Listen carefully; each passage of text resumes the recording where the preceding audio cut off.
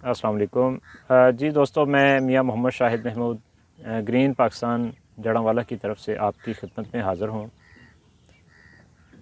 दोस्तों, जैसा कि आप सब दोस्त इस इस प्रॉब्लम का सामना कर रहे हैं कि पिछले 6 माह के अंदर हमारी जो फास्फोरस के जितने भी सोर्सेज हैं, जिसमें DAP है, MAP है, यूरिया फास्फेट है, BOP है, नाइट्रोफास है, तो ये फास्फोरस के जितने भी सोर्सेज हैं इनकी प्राइसेस बहुत ज़्यादा अप हुई हैं। तो इस सूरत हाल में खादें तो हमने डालनी है, हमें डालनी पड़ेंगी। फास्फोरस, नाइट्रोजन और पोटाशियम और इसके अलावा माइक्रोन्यूट्रेंट ये हमें देने ही पड़ेंगे। लेकिन हम यहाँ पे इस बात का हम आपस में शेयर करते हैं इस बात को कि हम किस तरह से अपनी फास्फोरस की जो एफिशिएंसी है उसको बढ़ाकर ज़्यादा बेहतर पैदावार लें, ताकि जो कीमतें बढ़ चुकी हैं वो कंपनसेट हो सकें। हम जितनी खाद डाल रहे हैं उससे ज़्यादा फ़ायदा लेकर अपनी आमदन बढ़ा सकें, ताकि जो बढ़ी हुई प्राइसेस हैं हम उनका मुकाबला कर सकें। तो दोस्तों, सबसे पहले हम देखते हैं कि फास्फोरस की जो एफिशिएंसी है वो कम क्यों होती है। क्या फ़ैक्टर हैं, क्या वजूहात हैं कि हमारी DAP या फास्फोरस उतना अच्छा काम नहीं करती। पहले इस बात को समझ लेते हैं। इसमें 3 मेजर फैक्टर हैं जिसकी वजह से हमारी DAP या फास्फोरस की एफिशिएंसी कम हो जाती है।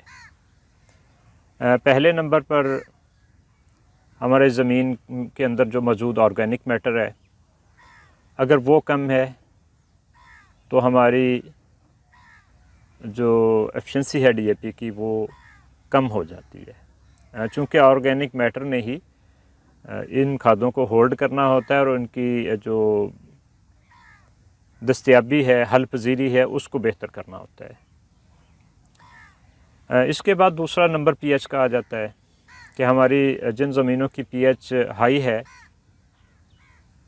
जैसे जैसे 7 से ऊपर हमारी pH जाती है तो इसकी फास्फोरस की अवेलेबिलिटी कम हो जाती है और फिक्सेशन बढ़ जाती है। चूँकि ये कैल्शियम कार्बोनेट के साथ रिएक्ट करके इसके बॉन्ड फिक्स बॉन्ड बना लेती है, तो फिर वो पौधों को नहीं मिलती।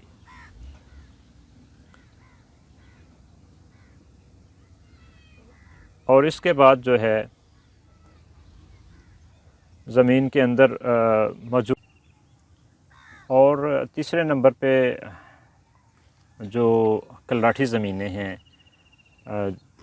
वहाँ पे भी इसकी एफिशिएंसी DAP की बहुत कम हो जाती है। तो अब देखते हैं कि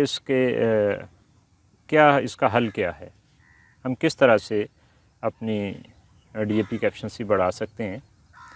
तो उसमें सबसे पहले जो तरीका है वो तो ऑर्गेनिक मैटर बढ़ाने का है।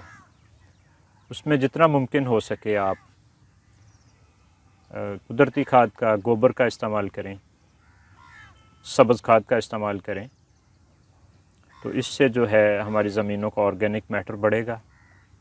उसमें मुख्तलिफ़ ऑप्शंस आ जाती हैं, गोबर आ जाता है, सब्ज़ खाद आ जाती है, फिर उसके बाद गन्ने की प्रेस मड है वो आ जाती है, उसके बाद जो है पोल्ट्री वेस्ट आ जाती है। लेकिन कोशिश करें कि इसको फसल लगाने से पहले डाल के तो एक आध पानी लाजमी लग जाए, ताकि इसकी डिकम्पोजिशन हो जाए।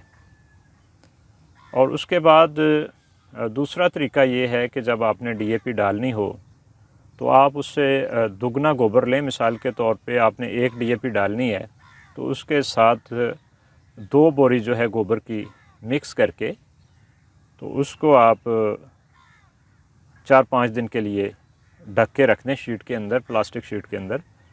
कम से कम हफ़्ता भी जो है 4-5 दिन लाजमी पड़ी रहे, और इससे ज़्यादा दिन भी पड़ी रहे तो वो उतना ही अच्छा रिज़ल्ट आ जाएगा। उसकी एक कोटिंग जो है ऑर्गेनिक मैटर की उसके ऊपर, खाद के ऊपर हो जाएगी। तो जब हम ज़मीन में डालेंगे तो उसकी अवेलेबिलिटी जो है वो बेहतर हो जाएगी और उसकी फिक्सेशन कम हो जाएगी। ये दूसरा तरीका हो गया।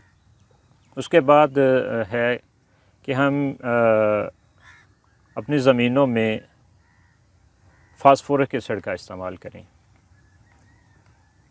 4 या 5 किलो फास्फोरस जो है वो 1-2 दफ़ा ज़मीन में डाल दिया जाए तो जो हमारी उसकी डीएपी की फिक्सेशन हो रही होती है, फास्फोरस की फिक्सेशन हो रही होती है, वो कम हो के फसल को उसकी अवेलेबिलिटी उसकी बेहतर हो जाती है।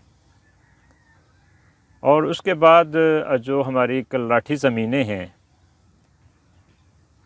उनका कलराठापन कम करने के लिए हम फास्फोरिक एसिड और सल्फ्यूरिक एसिड इस्तेमाल कर सकते हैं।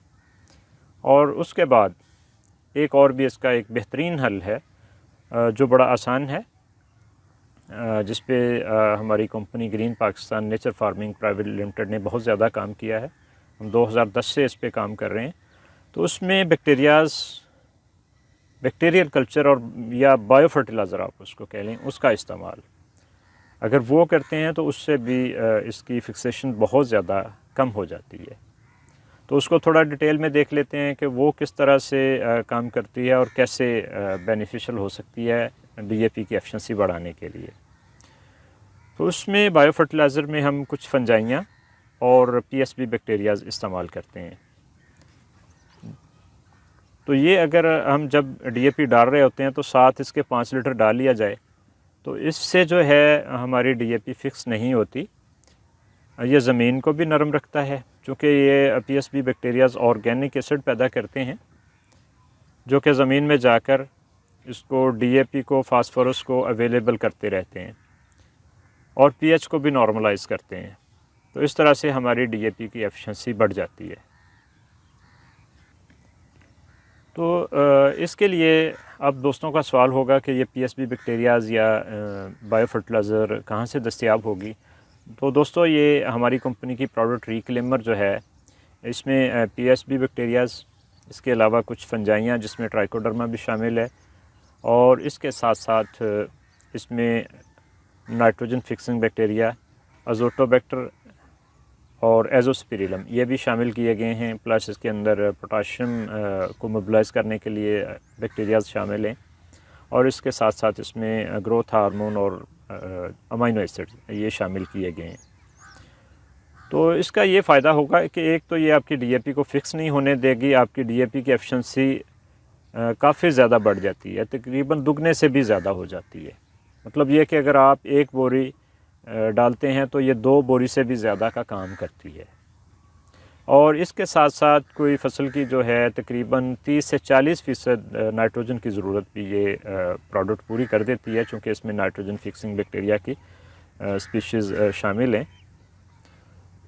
तो जिन दोस्तों को ये प्रोडक्ट चाहिए हो, आगे वो गंदम में इस्तेमाल करना चाहें, इस पे गार्लिक के ऊपर इस्तेमाल करना चाहें, स्पेशली जीवन के हवाले से बहुत सारे दोस्त इसको इस्तेमाल कर भी रहे हैं पिछले 3 सालों से।